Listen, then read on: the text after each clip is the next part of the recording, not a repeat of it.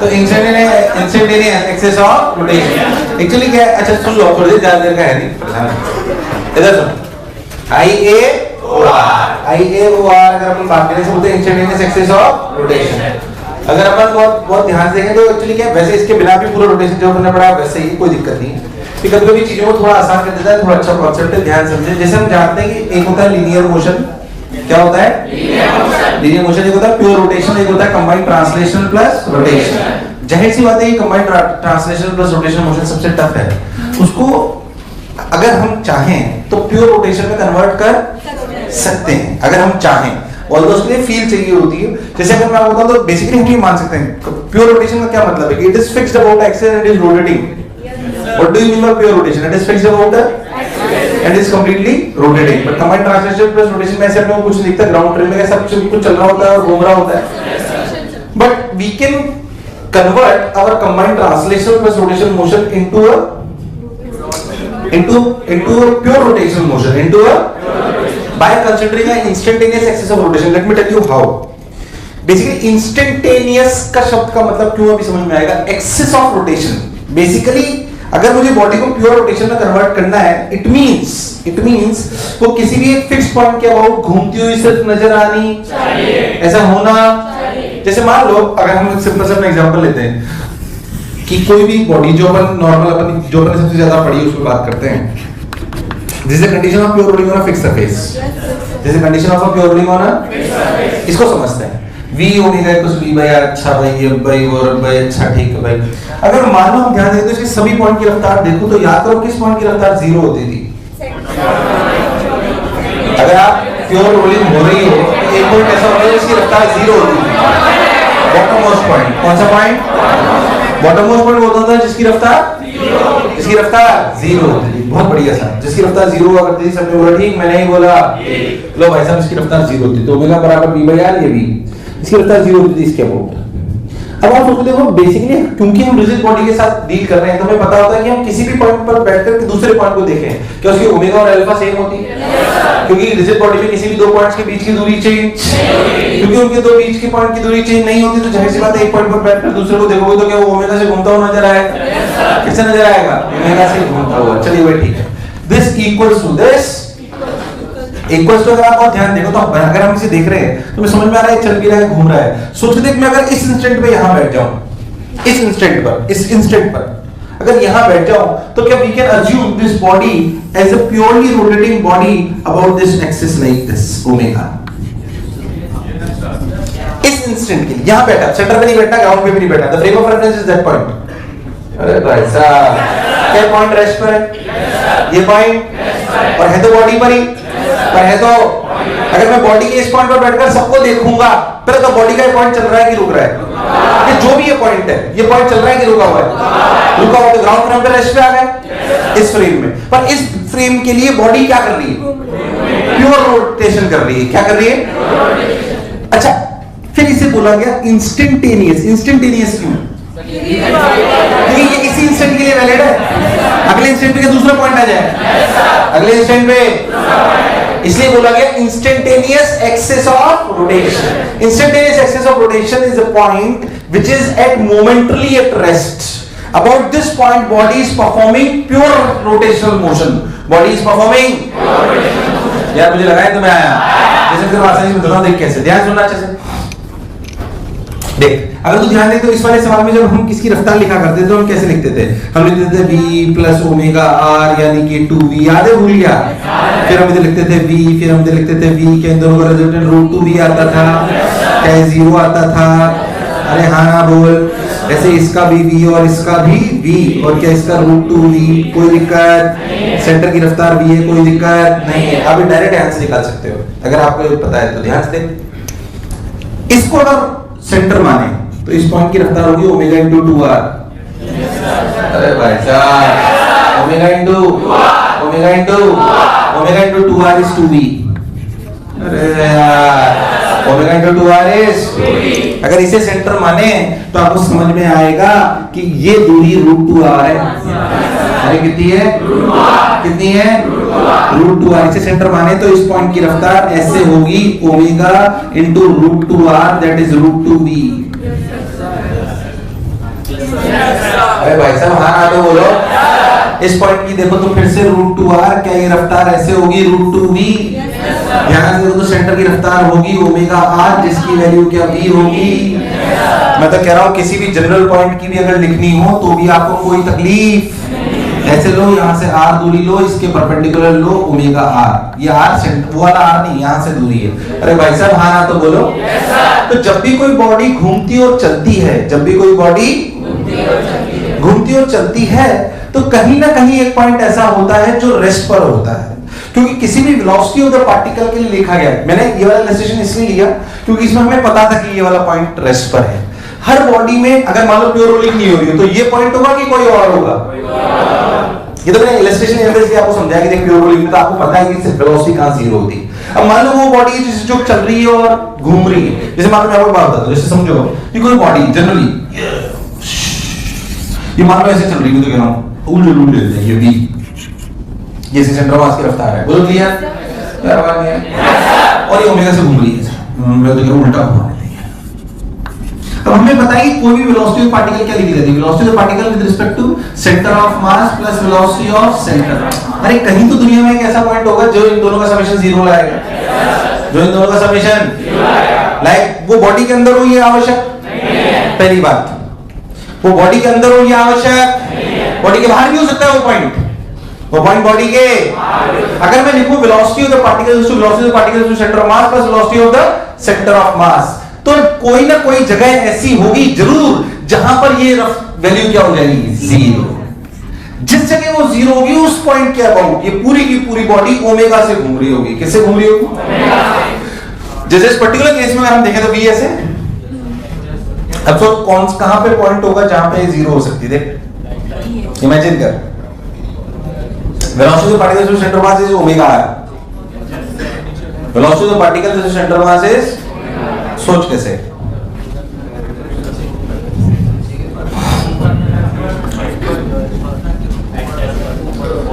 अगर मैं इस v के परपेंडिकुलर कोई लाइन, मैंने परपेंडिकुलर क्यों ली पहले सोच, क्या जीरो इस परपेंडिकुलर लाइन पे हो सकता है? अरे ओमेगा r तो इसके अपोजिट तो, अरे तभी तो जीरो होगा। नहीं आया नहीं आया नहीं आया नहीं आया नहीं आया नहीं आया। अरे भाई साहब हाँ ना तो बोलो। Draw a line perpendicular to v, क्या इसी लाइन पे वो होगा? क्यों? क्या तभी तो अपोजिट होगा, क्योंकि जब भी मैं वेलोसिटी इसमें जो भी पार्टिकल होंगे उनपे v ऐसे होगा और क्या ओमेगा उसके परपेंडिकुलर या उसके 180 या 0 तो तभी आएगा। मुझे लगा कि तुम्हें आया। अब बताओ ऊपर वाले पॉइंट पे जुड़ रहे हैं कि नीचे वाले पॉइंट पे घट रहे हैं? किसमें अरे कोई पॉइंट ऐसे होंगे जिनमें जुड़ रहा होगा, कोई होगा घट रहा होगा, बोल किसमें? ध्यान से देखो तो यहाँ का अगर पॉइंट लूं तो ओमेगा r इधर आ रहा है, क्या v भी इधर आ रहा है? अरे नहीं आया। और ऊपर वाले पॉइंट में क्या कोई पॉइंट ऐसा हो सकता है x दूरी पर जहां पर v इधर हो और ओमेगा x इधर हो? अरे भाई साहब हाँ ना तो बोलो। मुझे लगा है तुम्हें आया। अरे नहीं आया, आया नहीं आया। मान लो कि ओमेगा x और जीरो हो गया और यहाँ पे रफ्तार जीरो हो गई है, तो मान सकते हैं कि this body is performing pure rotational motion about this axis like this. तुझे दूर दूर तक मेरी बात समझ? दुनिया में कहीं ना कहीं जब भी body combined translation plus rotation motion करेगी तो दुनिया में कहीं ना कहीं एक ऐसा पॉइंट आएगा जिसमें इनका समेशन जीरो जाएगा। जिस जगह के अबाउट वो जीरो होगा, अच्छा वो पॉइंट फिक्स होगा कि चेंज होता रहेगा? चेंज होता है, इसलिए इसे बोलते हैं instantaneous. For every instantaneous of axis of rotation is same और चेंजिंग, सेम और changing. For every instantaneous axis of rotation is changing. So confuse ना हो, अपन समझे कि हमेशा कहीं ना कहीं एक दुनिया में एक ऐसा पॉइंट होगा जो रेस्ट पर होगा। क्या होगा? वहां पर जाकर बैठ जाओ और पूरी बॉडी को प्योर रोटेशन मान लो। क्या मान लो? That is the use of IAOR। जैसे अगर आप ध्यान से देखो तो आप रफ्तार ऐसे लिखना सीखो या ऐसे लिखना सीख लो। क्या ये थोड़ा आसान है? ये थोड़ा, फिर मैं कह रहा हूँ IAOR के बिना भी तुम्हारा जीवन बहुत आसानी से चलेगा बिना किसी दिक्कत। इसलिए मैंने इसे आखिरी में पढ़ाया है। ये अगर अच्छे से सीख जाओ तो इसे यूज कर लेना कि मैं वेरीफाई कर पाऊं या कभी लगे तो मैं छोटा कर पाऊं, पर इसको लेके परेशान होने की आवश्यकता, just feel it. Feel it, क्योंकि एक्चुअली क्या है, रिलेटिव में दिखता है कंबाइंड ट्रांसलेशन प्लस रोटेशन है। अगर ध्यान से देखो तो आप ऐसे सोचो कि ये घूम रहा है तो फीलिंग कम आती है थोड़ी, अरे यार धरती फोड़ के निकल रहा है, पर ऐसा हो नहीं रहा, पर इस इंस्टेंट में ऐसा महसूस करा जा सकता है। ऐसा मान के करो तो सवाल सॉल्व हो जाएगा, जबकि वास्तविकता में ऐसा हो, वास्तविकता में ऐसा हो रहा है। पर अगर ऐसे मान लो तो कोई बुराई, only for this instant, only for this, इसलिए उसे बोला जाता है इंस्टेंटेनियस एक्सेस ऑफ रोटेशन। क्या बोला जाता है? मुझे लगा नहीं तुम्हें आया, इसलिए उसे बोला जाता है इंस्टेंटेनियस एक्सेस ऑफ। अरे कभी तो हाँ ना बोलो, कोई दिक्कत वाली बात, सोच लो। बहुत बढ़िया साहब, तो इंस्टेंटेनियस एक्सेस ऑफ रोटेशन। अब आपको अपने शब्दों में क्या लिखना है कि जब भी कोई बॉडी, जो लिख रहा है बता रहा हूं सुन लो अच्छे से, क्या अपने शब्दों में लिखना है, जब भी कोई बॉडी चलती है और घूमती है तो पूरी दुनिया में कहीं ना कहीं पॉइंट ऐसा आता है जहां पर वीपीसी प्लस वीसी का समेशन 0। उस पॉइंट पर जाकर अगर हम बैठ जाए तो बॉडी उस इंस्टेंट के लिए उस पॉइंट के अबाउट प्योर रोटेशनल मोशन करेगी। पहले तो जो बोला चमका यार, हाँ ना बोल।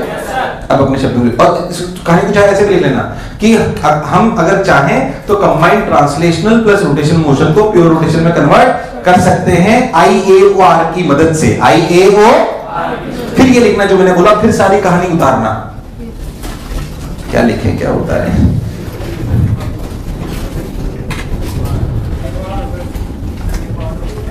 मैं नहीं लिखवा रहा, समझ आया ना? नहीं समझ आया तो दोबारा समझा दो, उतरवाऊंगा मैंने।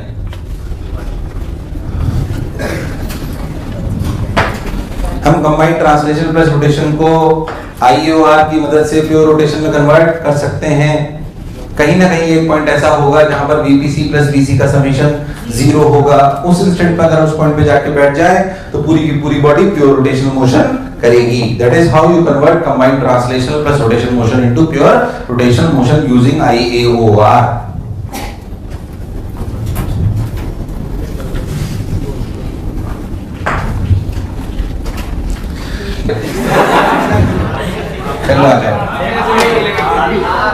क्या ठीक है? मैंने जो अपना मैसेज कन्वे करना था, that I have conveyed, now it's up to you how you will take it. वापस ट्रैक पे आते हैं तो हमने बोला कि कहीं ना कहीं स्पेस में एक पॉइंट ऐसा जरूर होता है जो क्या होता है, रेस्ट पर। क्या होता है? क्या होता है? जो रेस्ट पर होता है। सबने बोला ठीक, मैंने ही बोला ठीक, रेस्ट पर होता है। अच्छा भाई, बहुत बढ़िया। अगर वो रेस्ट पर होता है, अगर वो रेस्ट होता है तो उसके अबाउट बॉडी पूरी की पूरी क्या करती है? अब बेसिक बात ये होती है कि वास्तविकता में जब भी कोई body combined translation plus rotation motion करे, जब भी कोई body combined translation plus rotation motion करे तो जाहिर सी बात है मुझे उस पॉइंट को निकालना आना। कौन सा पॉइंट? जो रेस्ट पर, जो रेस्ट पर। तो उसके तीन तरीके जो जनरली अमूमन यूज में लिए जाते हैं, कैसे मैं आपको बताता हूं, ध्यान से सुनना। तो तीन तरीके वो क्या है, अच्छे सुन। वो तीन तरीके ये कि जैसे पहला तरीका तो मैंने आपको बता ही दिया कि अगर किसी बॉडी का, लिखो method of finding out of IAOR, methods of finding out of IAOR। First समझे,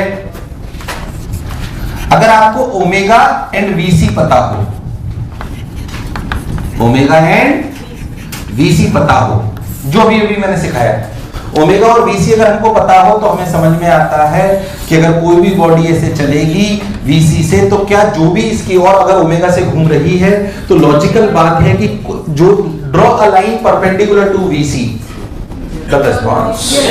Draw a line perpendicular to VC. Draw a line perpendicular to VC and try out find out the point where omega x equals to V and omega x are opposite. जैसे this for particular case क्या यहाँ पे कहीं आएगा? अगर ध्यान से देखो तो ये omega x इधर और क्या VC इधर, क्या ये बन गई IAOR? क्या बन गई यार? मुझे लगा नहीं तुम्हें आया। क्या बन गई? IA simple. तो अगर मुझे ओमेगा और VC पता हो तो draw a line perpendicular to VC, draw a line and find out the point omega x equals to V and omega x and V should be in opposite. अरे नहीं आया। जैसे मान लो अगर आप लॉजिकली सोचो कि कोई गोला है ऐसे घूम रहा है V से, पर घूम ऐसे रहा है ओमेगा से, सोच इसकी इंसिडेंट एक्सिस ऑफ रोटेशन किधर होगी? किधर होगी? कोई भी पॉइंट हो सकता है। मान लो मैंने ओमेगा मान लो दे दिया मैं 10, ध्यान सुनना, ये दे दिया मैंने 10 और ओमेगा दे दिया 2 रेडियन पर सेकंड। बोल कितना ऊपर? कितना ऊपर? क्या बोल सकते हैं 5 मीटर ऊपर के इसके IAOR है? क्या है इसका? भाई जाहिर सी बात है, हमें समझ में आएगा कि कहीं ना कहीं एक पॉइंट होगा जो रेस्ट पर होगा, उसके about body pure rotation motion कर रही होगी, पर वो पॉइंट निकालना आना। तो जो सबसे 90% 95% टाइम जो सिचुएशन होती है उसमें हमें VC और ओमेगा पता होता है। क्या पता होता है? अगर VC और ओमेगा पता है तो अपने को क्या करना है? Draw a line perpendicular to VC and try out the find out the point where omega x equals to v, omega x equals to v on that line and they should be opposite to each other, they should be opposite to. क्या और मैं करूं कि बात समझ आ गई? बाकी बात सेकंड, कभी-कभी क्या हो सकता है उसे ध्यान से सुन लें, स्टैंडर्ड फॉर्मेट है, अच्छे से समझ लें। कभी-कभी ऐसा होता है कि आपको VC गिवन नहीं होता, सेकंड फॉर्मेट ध्यान समझिए अच्छे से। सेकंड फॉर्मेट के अंदर कभी-कभी ऐसा होता है कि आपको VC नहीं गिवन होता, आपको पता होता है velocities of 2 points, velocities of 2 points. मैं आपको इसको एक अपने जो स्टैंडर्ड इलस्ट्रेशन है उसके थ्रू बताता हूं। मान लो कि आपको दो वेलोसिटीज पता है, v1 vector and v2 vector, इसमें से कोई सेंटर ऑफ मास में कोई जरूरी नहीं है। हमें तो पता है कि वो बॉडी चल रही है, घूम रही है, हमें उसके ओमेगा भी नहीं पता, VC भी नहीं पता, पर उसके 2 पॉइंट की रफ्तार, अरे भाई साहब हाँ ना वो मान लो मेरे को 2 पॉइंट की रफ्तार पता है, तो फिर मैं ओमेगा कैसे निकाल लूंगा या मैं वो कैसे निकाल लूंगा? जैसे मैं आपको अपने स्टैंडर्ड इलस्ट्रेशन से बात समझाता हूं। जो हमारी बॉडी प्योर रोल करती है, जो हमारी बॉडी, उसको ध्यान से समझना, जो प्योर रोल करती है उसके अगर हम पॉइंट्स की बात करें तो मान लो ये 2v, क्या चीज? इसकी वेलोसिटी याद कर ऐसे होती थी √2v, इसकी ऐसे होती थी √2v, और ध्यान से देख तो इसकी v। अब देख मान ले तुझे इनमें से कोई भी दो पता है, इनमें से एक बात अच्छे से समझो कि अगर कोई भी दो पॉइंट्स की रफ्तार पता है, जैसे मान लो ये ऐसे पता है कि ये v1 है, v1 वेक्टर, अरे बोलो क्लियर, और ये पता है v2 वेक्टर। जो भी वेलोसिटी v1 v2 है क्या ग्राउंड के फ्रेम में? yes, अगर मैं instantaneous axis of rotation consider करूं तो उसके लिए क्या ये बेसिकली ओमेगा r1 होगा? yes, क्या होगा? और क्या ये ओमेगा r1 की डायरेक्शन क्या परपेंडिकुलर टू v1 होगी? yes, अगर मैं इसे प्योर रोटेशन मानूं तो v1 क्या एक वेलोसिटी है जो सेम में होगी ओमेगा r, क्या होगी? क्या होगी? क्या होगी? और क्या ये r vector perpendicular to v1 होगा? इसका मतलब अगर मैं v1 के कोई लाइन परपेंडिकुलर ड्रॉ करूं, क्या ये बात तय है कि इसी एक्सिस पे IAOR होगा? अरे भाई साहब नहीं आया, ये तो तय बात है ना, तभी तो ऐसा हो रहा होगा, वरना होना पॉसिबल नहीं है। So draw a line perpendicular to v1। अरे ये बात अगर v1 के लिए सही है तो v2 के लिए भी परपेंडिकुलर लाइन ड्रॉ करो, जहां दोनों मिले वो IAOR है। सिंपल, मुझे लगा नहीं तुम्हें आया। देख यहाँ पे कोई भी दो पॉइंट ले, उनके परपेंडिकुलर पास करेंगे ना, यहीं से पास करेंगे, करके देख, कोई भी दो पकड़, ये पकड़, ये और ये, इसका परपेंडिकुलर, इसका परपेंडिकुलर, इसका परपेंडिकुलर, इसका परपेंडिकुलर। अरे भाई साहब तुझे मेरी बात समझ आई कि नहीं आई? आई कि नहीं आई? तो लॉजिकल बात है कि अगर मुझे बॉडी के 2 पॉइंट पता हो, मुझे बॉडी के 2 पॉइंट की वेलोसिटी पता हो, तो उनकी डायरेक्शन के परपेंडिकुलर लाइंस ड्रॉ करें and intersection point will be IAOR। Intersection point will be IAOR। यार मुझे लगा नहीं तुम्हें आया, आया नहीं आया। इसकी का एक और केस जिसे थर्ड फॉर्मेट बोलते हैं, ध्यान से सुन ले, ध्यान से सुन। जैसे तेरे को समझ में आ जाएगा जो मैं कह रहा हूं। सोच हमने v1 v2 दे दिया, देख इस वाले सवाल में देख 2v और v एक ही लाइन है। सोच तुझे 2v और v पता है तो एक ही लाइन है, तो फिर IAOR कैसे ढूंढेगा? अरे यार मान लो मैंने v1 v2 दे दिया, एक 2v दे दिया और एक, तो एक ही लाइन आई ना। अरे यार एक ही, फिर कैसे निकालेगा? मेरे को बता दे, ये v1 और v2 नॉट पैरेलल, तब ये कर पाओगे। अरे भाई साहब नॉट पैरेलल या एंटी पैरेलल, नॉट पैरेलल और एंटी पैरेलल, ठीक है, तब ये कर पाओगे। अगर पैरेलल या एंटी पैरेलल, जैसे ये v1 vector and v2 vector parallel और anti parallel to each other, अगर ऐसा है तो सुन कैसे करेंगे? जैसे मान लो कि ये बॉडी है, बोला कि इस पॉइंट की रफ्तार v1 वेक्टर है और बोला कि इस पॉइंट की रफ्तार v2 वेक्टर है। समझ आया? लाइन ड्रॉ करी तो एक ही आएगी। जब दोनों की परपेंडिकुलर लाइन ड्रॉ करी तो फिर पहला सेकंड फॉर्मेट तो कैंसिल आउट हो गई, सेकंड फॉर्मेट तो। अरे पर ये तो समझ आया कि v1 और v2 इसी लाइन पे कहीं लाई, मतलब v1 v2 की वजह से जो IAOR है कि ऐसी लाइन पे लाई कर रही है। अब लॉजिकली सोच, इसमें IAOR कहां होगी? ऊपर नीचे बीच में, कैसे एहसास हुआ तुझे?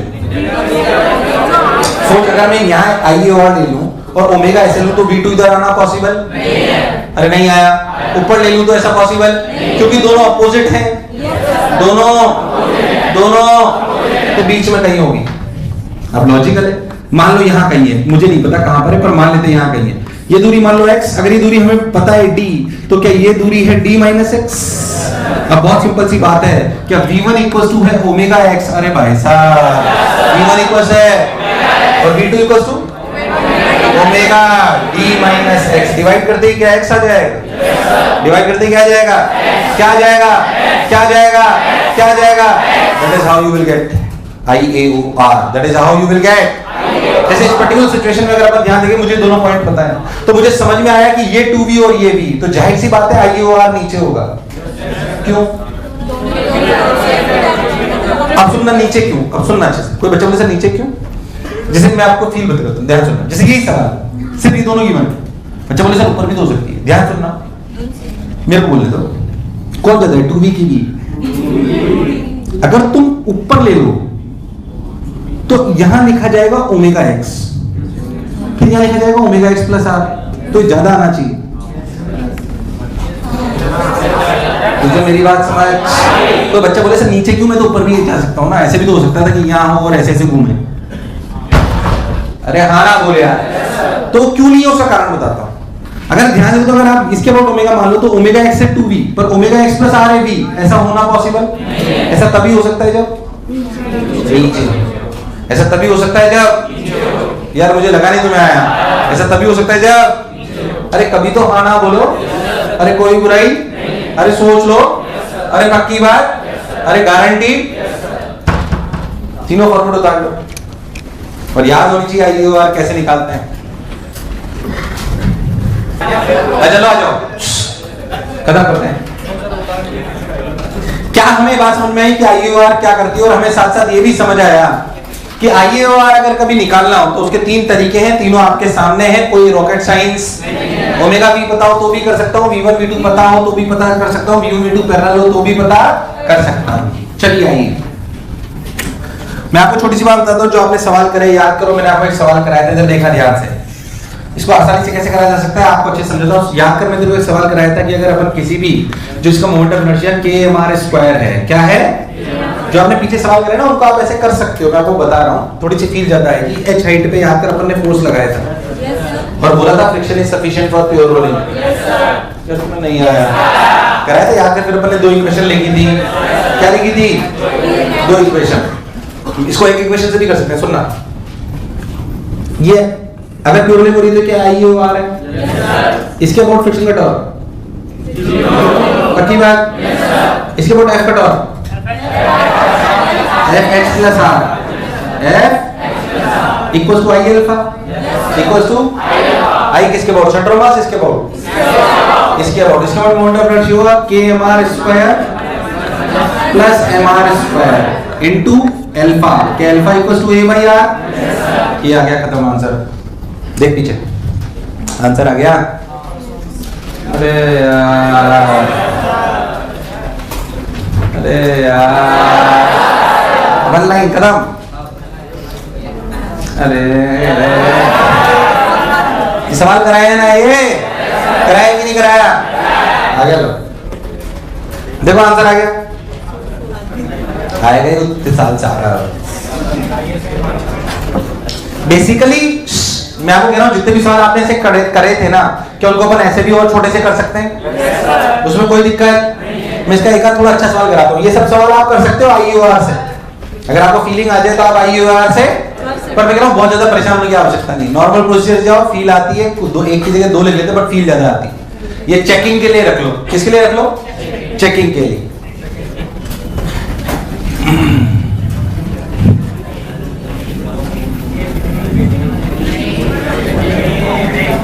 अब सुन, इधर देख, एक अच्छा सवाल बताया था, देख। एक तुम्हें बात समझ आएगी? समझ आएगी कि नहीं आएगी? एक अच्छा सवाल इस पे ये है मान लो कि ये वो कंस्ट्रेंट मुझे आपने पढ़ा था, वहां से बता रहा हूं, ध्यान सुनो। मान लो मैं आपको बोलूं कि एक रॉड है, थीटा एंगल, लेंथ एल, इसका एक पॉइंट V1 से इधर भाग रहा है। अच्छा पहले तो ये बॉडी क्या कर रही है, चल रही है, घूम रही है, दोनों? ध्यान से देखिए, कंबाइंड ट्रांसलेशन प्लस रोटेशन है, सेंटर मास रेस्ट पे नहीं है। अगर ऐसे स्लाइड करेगी तो चल रही घूम रही है दोनों, चल रही है घूम रही दोनों। और याद कर इस पॉइंट की रफ्तार V1 है, तेरे को याद कर कंस्ट्रेंट में ये V1 होता है, निकालना सिखाया था, सिखाया था कि नहीं सिखाया था? ये पूछा ही नहीं, पर पूछा speed of centre of mass, speed of centre of मास।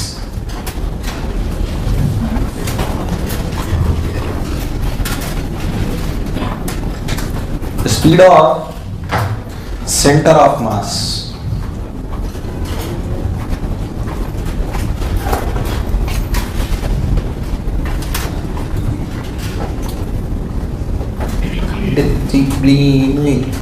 तू ध्यान से देखे ना, तो कौन सी फॉर्मेट है?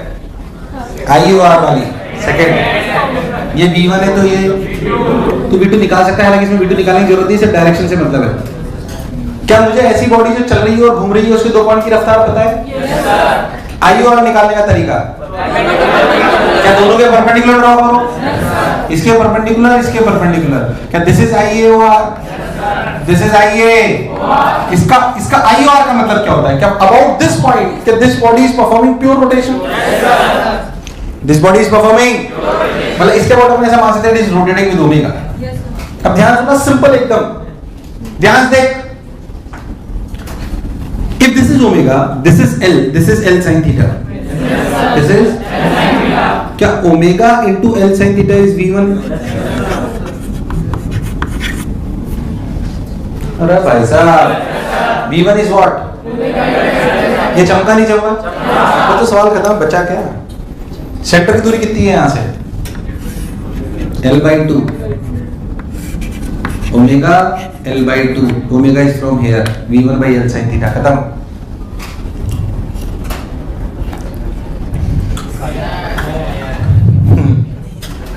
क्लासिक सवाल है, ध्यान सुनना फिर से, चलो तो विश्वास ही नहीं हो रहा, इसलिए तो यहाँ कराया ये V2 और ये। अरे V2 V1 दो पॉइंट की रफ्तार पता है, V2 को निकालने की जरूरत नहीं पड़ेगी, डायरेक्शन पता है।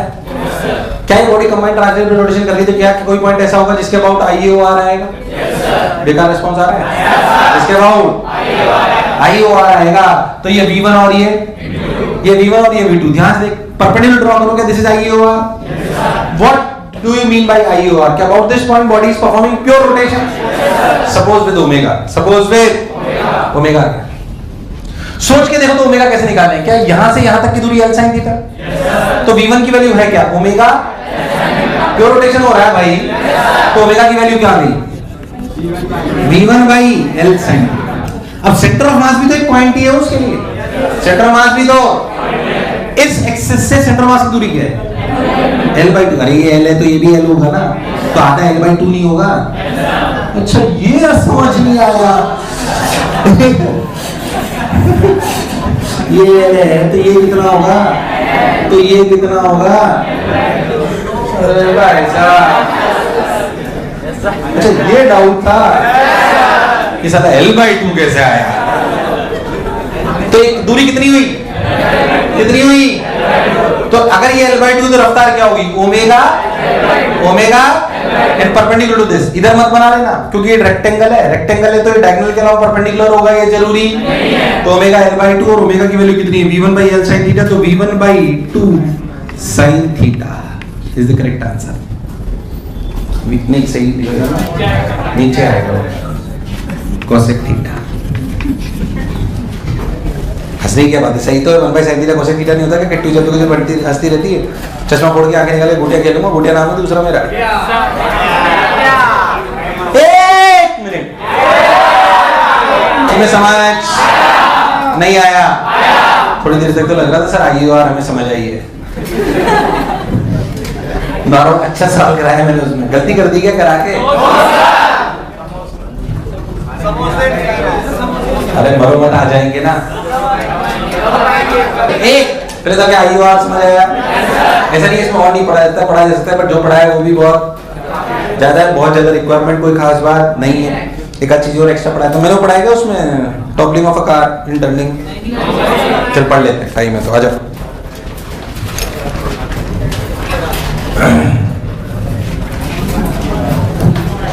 देख पढ़ा दिया तो नहीं पढ़ाऊं? पढ़ दो तो चलो, अच्छा टाइम है, आइए। टॉपलिंग ऑफ अ कार रफ्तार में सुनते हैं, याद कर। टॉपलिंग ऑफ अ कार अच्छा सवाल है बेसिकली, इसे हेडिंग बना दी गई है। Toppling of a car in turning. पहले आप पुरानी बातें याद करो जो आपने सर्कुलर में पढ़ा था, रफ्तार दे या पागल हो जाते हैं। जब अपन ने सर्कुलर में पढ़ा था कि अगर कोई भी कार एक सर्कुलर ट्रैक पे टर्न ले रही होती है तो उसको जो सेंट्रीपिटल फोर्स प्रोवाइड करता है फ्रिक्शन की वैल्यू होनी चाहिए mv²/r। हमें फ्रिक्शन चाहिए mv²/r, इतना फ्रिक्शन चाहिए जो चाहिए वो मैक्सिमम से कम होना चाहिए। That is μmg। हमने हमको मार दिया v की वैल्यू √μrg। बोल यस और no? That is what we have studied into circular. That is what we have studied into circular. एक स्टेप आगे चलते हैं, सर्कुलर रोटेशन की बात करते हैं। ध्यान से देखो, कार को थोड़ी अच्छे से एनालिसिस कर दो। कार के दो टायर होते हैं कि चार होते हैं? चार। कितने होते हैं? चार। दो अंदर की तरफ और दो बाहर। जब कार अपनी घूमती है तो ध्यान से देखो, अगर आपने कभी देखा तो कार कभी-कभी स्किड करने की बजाय पलट जाती है। तो ऐसे का तेज चीज से जा रही है तो ऐसे पलटती है कि अंदर पलटती है? अंदर पलटती है। ऐसे इधर पलटती है, इधर पलटती है, यानी कि वो बाहर वाले टायर के अबाउट टॉपल कर जाती है। बाहर वाले टायर के अबाउट उसे बोलते हैं टॉपलिंग ऑफ अ कार। क्या बोलते हैं? टॉपलिंग। मेरी बात ध्यान से सुना, अच्छे से प्रूफ अच्छा है, सवाल अच्छा है बेसिकली। ये ध्यान से समझो, तो आपकी कार है, इधर देखो ध्यान से। अगर ध्यान से तो कार की बातें मत करो यार, रफ्तार दीजिए प्लीज। अगर अपन देखें ध्यान से तो अपन ने दो इसके टायर लिए, पीछे बैक पोर्शन। ऐसे मत सोचो कि कार के टायर तो सर्कुलर होते हैं, बैक व्यू लिया इसलिए रेक्टेंगल नजर आ रहा है। अपन यहाँ पे अपनी इसकी जो है बेसिकली वो लिख लेते हैं, जो लिखा है आगे 20 अपन लिख लिया। ध्यान से देखो तो अगर अपनी बहुत अच्छी सी चीज देखें तो ये अपनी दूरी है 2a। क्या है? 2a। अपने दोनों टायर के बीच की दूरी हमने 2a ले ली। अपन मान लेते हैं कि जो इसका सेंटर ऑफ मास है वो मान लो यहाँ से h हाइट ऊपर है। कितना है? h हाइट ऊपर। मान के देखो कि अपनी पूरी v रफ्तार से चल रही है, जिस सर्कल में चल रही है वो रेडियस है r। कितना है? कोई दिक्कत वाली बात नहीं है। अगर कार बाहर की तरफ स्किड करना चाहती है तो जाहिर सी बात है फ्रिक्शन लगता है अंदर। दोनों टायरों पे लगने वाले फ्रिक्शन को F1 F2 मान लो, जिसको इस वाले सवाल में हम कंबाइंड मान के F माना करते थे। बोलिए यस और नो? और वास्तविकता में F1 F2 हुआ करता था। अगर अपन ध्यान से देखें तो यहाँ पे लगने वाली नॉर्मल को N1 मान लो और यहाँ पे लगने वाली नॉर्मल को N2 मान लो। अगर हम पूरे फ्रेम के इसके फ्रेम के हिसाब से चले तो अपन यहाँ पे लगाएंगे एक सेंट्रीफ्यूगल फोर्स जिसे हम बोलते हैं mv²/r, और नीचे की तरफ हम लगाएंगे mg। क्या लगाएंगे? mg। लॉजिकल बात है कि अगर हम सारी इक्वेशंस को बैलेंस करें तो हमें समझ में आएगा कि n1 + n2 होगा mg, n1 + n2 होगा mg, और हमें समझ में आएगा कि f1 + f2 होगा mv²/r। These are the standard equations which we have already studied. The last equation which we have to study is कि जब ये टॉपलिंग होनी होगी, क्या होनी होगी? तो समझ में आता है कि टॉपलिंग तब होगी जब n1 n2 में से कोई जीरो हो जाए। टॉपलिंग कब होगी? जब कोई टायर साथ छोड़ दे। जब कोई टायर तो या तो n1 जीरो हो या फिर अब कौन कम है वही जीरो पहले होगा, इसमें कोई शक वाली बात। वो हमें कैलकुलेशन बताइए। अगर बॉडी टॉपल नहीं कर रही है, बॉडी टॉपल नहीं कर रही है तो क्या टॉर्क अपना जीरो होना चाहिए? मान टॉर्क है टॉर्क और जीरो मान लेते हैं, हमें जीरो प्रूव करना है। इसके बाद जीरो प्रूव करते हैं। इसके बाद अगर टॉर्क जीरो प्रूव करें, देखो ध्यान से, इस सेंटर का बात भी कर सकते हो, जहां आपको अच्छा लगे वैसे कर लो। इसके बाद करो, थोड़ा अच्छा लगेगा। अरे भाई हां बोल यार। इसके बाद अगर टॉर्क जीरो करें तो F2 का टॉर्क F2 का टॉर्क F1 का टॉर्क F1 का टॉर्क F2 का टॉर्क N2 का टॉर्क तीन का टॉर्क जीरो हो गया। बचे तीन फोर्स mg mv²/r है N1। बोल किस का अंदर है? किस का अंदर है? अंदर वाला टॉर्क बराबर बाहर वाला टॉर्क होना चाहिए ना। बोलो किस का अंदर है? N1 × 2a, N1 × अंदर बाहर, अंदर बाहर। और बोलो किसका अंदर है? तो mv²/r का भी अंदर है। mv²/r × h के अंदर टॉर्क है। सबने बोला ठीक, मैंने नहीं बोला, नहीं आया। N1 के अंदर mv²/r के अंदर, बाहर किसका? किसका? mg। कितना? mg × कोई ब्रेक वाली बात? कभी तो हाँ ना बोल। ध्यान से देखो, ये वैल्यू आई mg/2 - mv²h/2ra। अरे भाई साहब, n1 की वैल्यू आई mg/2। अबे सॉल्व कर दिया एक ही क्वेश्चन में। अरे हाँ ना तो बोल। n1 की वैल्यू आई mg/2 - mv²h/2ra। अरे नहीं आया, आया नहीं आया? n1 आ गया। सोच यहाँ पे n1 रख दो तो क्या n2 है? mg minus this, mg minus this करोगे तो देख n2 क्या आएगा? n2 आएगा mg by 2 plus mv square h by 2r। अब बता कहाँ खतरा है जीरो होने का? n1 पे n2 पे? n2 जीरो ना पॉसिबल, अगर टॉपल n2 के अबाउट ही करेंगे। सोच अगर टॉपलिंग नहीं होनी है, टॉपलिंग अगर टॉपलिंग तो ये वाली वैल्यू जीरो से बड़ी होनी, किससे बड़ी होनी चाहिए? जीरो होगी तो टॉपलिंग हो जाएगी? नहीं आया। For no toppling, for no toppling क्या n1 should be greater than equal to zero? Should be greater than equal to, मुझे लगा नहीं तुम्हें आया, नहीं आया। तो n1 should be greater than equal to zero, यानी कि लिखा गया mv square h by 2ra should be less than equal to mg by 2। 2 ने 2 को मार दिया, m ने m को मार दिया, v should be less than under root of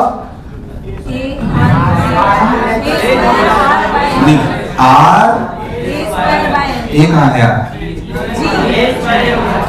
तो है r g a by h. अरे वो जी है भाई, ए स्क्वायर कर दिया, नहीं आया। अब लॉजिकल बात है, जितनी ज्यादा ये रफ्तार होगी उतना खतरा कम होगा। अरे ये वी मैक्स है, इससे रफ्तार कम होनी, तो किसी भी कार के लिए ज्यादा होना चाहिए कम?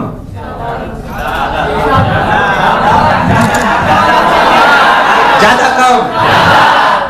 इतनी रफ्तार तक सेफ हो, इतनी रफ्तार तक तो ये रफ्तार कम होनी चाहिए ज्यादा? ज्यादा। अबे इतनी रफ्तार तक सेफ हो, अगर किसी कार की ये वैल्यू आई 10 मीटर पर सेकेंड तो 10 मीटर पर सेकंड से कम पे सेफ है ना वो, तो रफ्तार ज्यादा होनी चाहिए कम? ये वैल्यू ज्यादा होनी, जितनी ज्यादा होगी उतना। सोच कौन सी कार सेफ है? जिसका एच ज्यादा कम है, एच और ए, मतलब वो कारें कम पलटती है जिनका बेस हो और चपटी हो। अरे भाई साहब, जिनका बेस हो और चपटी हो मतलब एच हो, तुम्हें दूर दूर तक मेरी बात समझ? अरे आई कि नहीं आई? अरे सोच लो, अरे हाँ ना बोल उधर।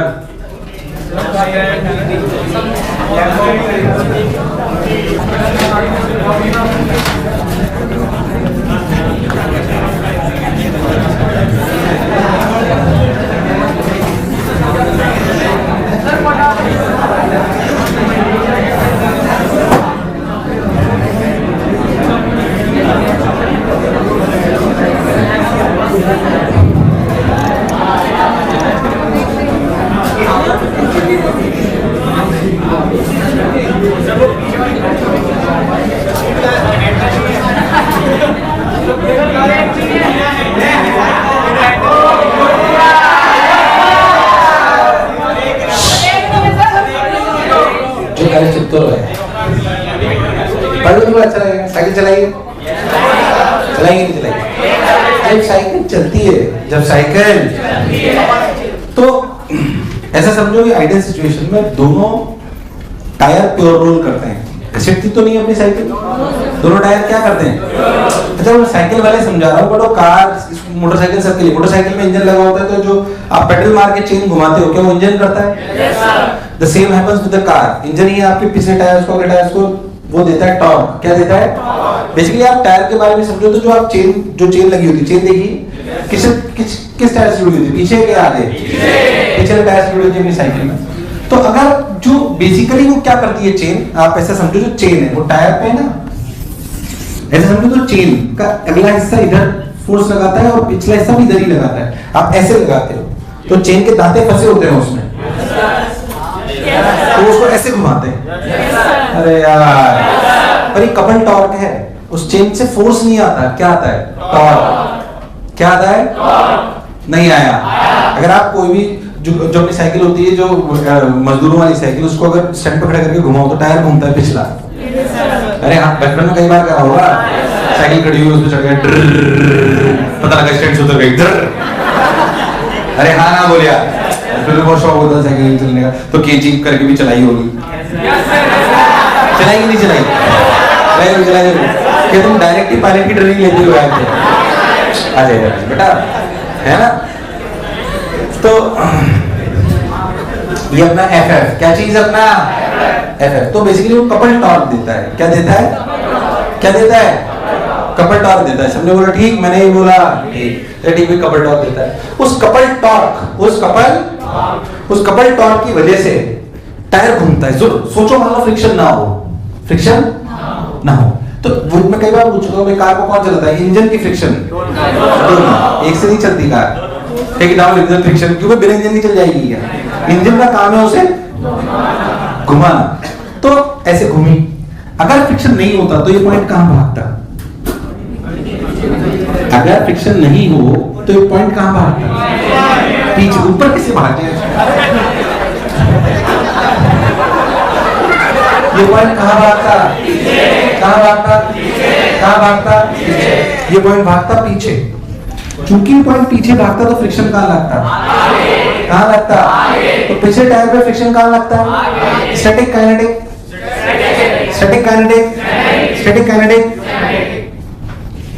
ये पिछले टायर की कहानी, जब हम कार साइकिल को एक्सीलरेट कर रहे थे। अगले टायर पर देखो, अगले टायर पे चेन नहीं है। अगले टायर पे चेन नहीं है। अगले टायर में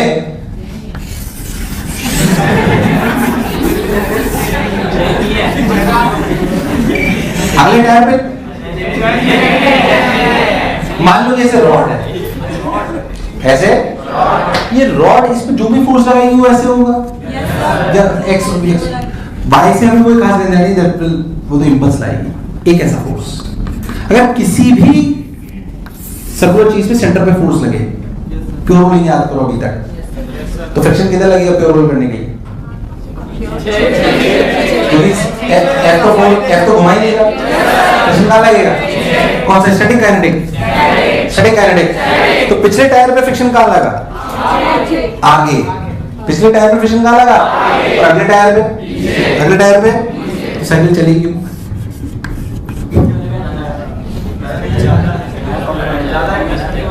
ये सच है, जब साइकिल एक्सीलेट करती है तो पिछले वाले पे कहां लगता है? और अगले वाले पे, तो चली क्यों? ये FF बराबर नहीं है, ये दोनों स्टैटिक हैं। इसकी वैल्यू अलग है और इसकी value, in case of acceleration this is F1 greater than F2, both are static. ये सवाल आ सकता है कि साइकिल जब एक्सीलरेट करती है तो क्यों करती है? पहली बात किसकी वजह से? फ्रिक्शन। किसकी वजह से? पिछले टायर पे फ्रिक्शन किधर लगता है? और अगले टायर पे फिर भी क्यों चलती है? क्योंकि दोनों फ्रिक्शन बराबर, ये स्टैटिक फ्रिक्शन का मैग्नीट्यूड, इसलिए लोड ज्यादा पीछे रखा जाता है। आप पीछे की तरफ बैठते हो, आगे की तरफ? हालांकि बहुत सारी डिजाइन हो सकती है और एक अलग बात है, बट जो नॉर्मल डिजाइन पे अपन बात कर रहे हैं उस पे, बाकी aerodynamics of car scooters is a very vast topic, but the normal thing is this. In motorcycles also we do the same. जब हम ब्रेक लगाते हैं, क्या लगाते हैं? तो हम क्या करते हैं? टायर से घूम रहा होता है, ब्रेक होता है, उसमें वो रबड़ के गोटे लगे होते हैं, वो दबते हैं उसके रिम पे, तो क्या घटती है? ओमेगा। क्या घटती है? जैसे पिछले टायर में ब्रेक लगाया, तो ऐसा तो नहीं चेन भी चलाते रहते हो और ब्रेक भी लगाते। कॉमन सेंस कहता है कि अपन चेन मतलब टॉर्क देना बंद कर दे, और क्या लगाते हैं? तो ब्रेक लगाते हैं, तो वो ऐसे घूम रही होती है, तो गुट्टे लगते हैं ऐसे, तो क्या कम होता है? ओमेगा कम होगा, तो सोच ये पॉइंट आगे स्लिप करना चाहेगा। ओमेगा कम कर रहे हैं ना, वो क्या करेंगे? ओमेगा, अगर ओमेगा कम करना चाहिए तो ये पॉइंट ओमेगा आर पीछे रफ्तार दे रहा है और वी आगे, तो ओमेगा आर अगर कम होगा तो क्या फ्रिक्शन वी को कम करना चाहिए? तो फ्रिक्शन कहां लगेगा? पीछे, तो साइकिल को रोक देता है। तो साइकिल को एक्सीलरेट भी फ्रिक्शन ही करता है और डी एक्सीलरेट भी। कॉमन चीजें जो आपको समझाएगी, बिल्कुल same happens to what? Motorcycle, and same happens to what? Car में दो टायर पीछे होते हैं, एक्सेल जुड़ा होता है उनके, इंजन से क्या जुड़ा होता है? एक्सेल। पिछले दोनों टायर को टॉर्क देता है वो। इसलिए आपने कार में सुनी होगी दो टाइप की कार आती है, 2 व्हील ड्राइव, 4 व्हील ड्राइव। जो मिलिट्री की जीप या आर्मी की जीप्स वगैरह होती है, पुलिस की, वो सब 4 व्हील ड्राइव होती है। क्या होती है? जैसे आप ध्यान दो, आपकी कार, इसको मेरे को बोले तो तुम्हें आता है, अच्छी बात है। कार अगर आप देखो, कार मोटरसाइकिल जो भी अपनी फंसती है, जनरली हमारी जो कार है वो सब कार फंसती है, पिछला टायर फंसता है, अगला नहीं फंसता। अब तुम खाई में कूदा दो तो कुछ भी फंस जाएगा, पर कीचड़ वीचड़ में फंसने का काम कौन सा टायर का होता है? पिछले टायर का, अगला निकल जाता है। क्योंकि पिछला टायर अगर फंस गया, वहां फ्रिक्शन नहीं है, तो कीचड़ उछलता रहेगा पीछे। क्योंकि पिछले टायर को निकालने वाला कोई भी, अगला तो पहले ही उसको पीछे धकेल रहा है। अरे भाई साहब, अगला तो पहले ही उसको, इसलिए पीछे वाला फंस जाता है। पर अगर अगला फंस जाए तो कौन निकाल ले जाता है? पीछे वाला निकाल ले जाता है। इसलिए आर्मी की, पुलिस की जीप में 4 व्हील ड्राइव होती है। 4 व्हील ड्राइव मतलब आजकल 4 व्हील ड्राइव मतलब चारों पे टॉर्क देता है इंजन। तो जो आप कपल टॉर्क से पीछे वाले पे ले रहे हो, वो कहां होगा? आगे भी होगा, और तो चारों टायरों पे फ्रिक्शन आगे मिलता है। चारों टायरों पे फ्रिक्शन, चारों टायरों पे फ्रिक्शन आगे मिलता है।